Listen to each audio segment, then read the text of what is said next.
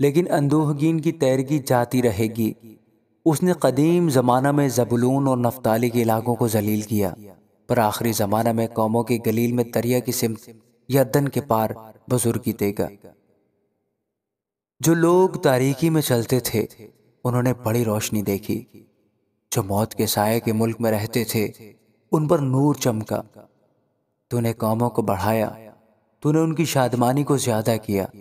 وہ تیرے حضور ایسے خوش ہیں جیسے فصل کاٹتے وقت اور غنیمت کی تقسیم کے وقت لوگ خوش ہوتے ہیں، کیونکہ تو نے ان کے بوجھ کے جوئے اور ان کے کندھے کے لٹ اور ان پر ظلم کرنے والے کے عصا کو ایسا توڑا جیسا مدیان کے دن میں کیا تھا، کیونکہ جنگ میں مسلح مردوں کے تمام سلاح اور خون آلود کپڑے جلانے کے لیے آگ کا ایندھن ہوں گے۔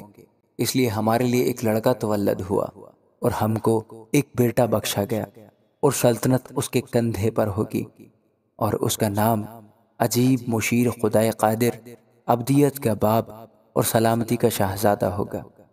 اس کی سلطنت کے اقبال اور سلامتی کی کچھ انتہا نہ ہوگی۔ وہ داؤد کے تخت اور اس کی مملکت پر آج سے ابد تک حکمران رہے گا، اور عدالت اور صداقت سے اسے قیام بخشے گا۔ رب الافواج کی غیوری یہ کرے گی۔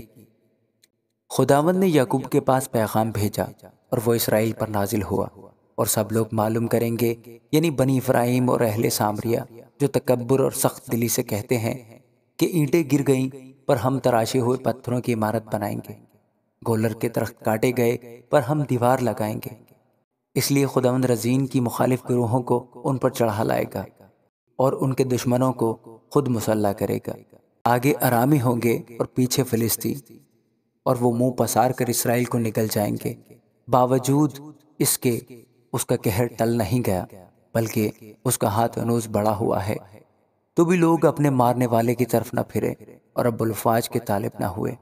اس لیے خداوند اسرائیل کے سر اور دم اور خاص و عام کو ایک ہی دن میں کاٹ ڈالے گا۔ بزرگ اور عزت دار آدمی سر ہے، اور جو نبی جھوٹی باتیں سکھاتا ہے وہی دم ہے، کیونکہ جو ان لوگوں کے پیشوا ہیں ان سے خطا کاری کراتے ہیں اور ان کے پیرو نگلے جائیں گے۔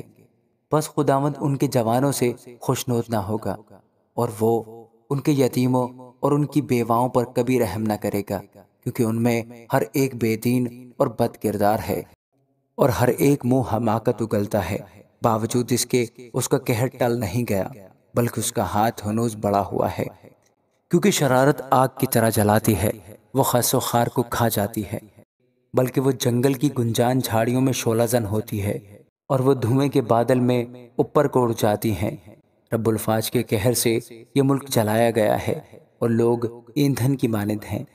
کوئی اپنے بھائی پر رحم نہیں کرتا، اور کوئی دہنی طرف سے چھینے گا پر بھوکا رہے گا، اور بائیں طرف سے کھائے گا پر سیر نہ ہوگا۔ ان میں سے ہر ایک آدمی اپنے بازو کا گوشت کھائے گا، منسی افرائیم کا اور افرائیم منسی کا، اور وہ مل کر یہودا کے مخالف ہوں گے۔ باوجود اس کے اس کا قہر ٹل نہیں گیا، بلکہ اس کا ہاتھ ہنوز بڑھا ہوا ہے۔ آمین۔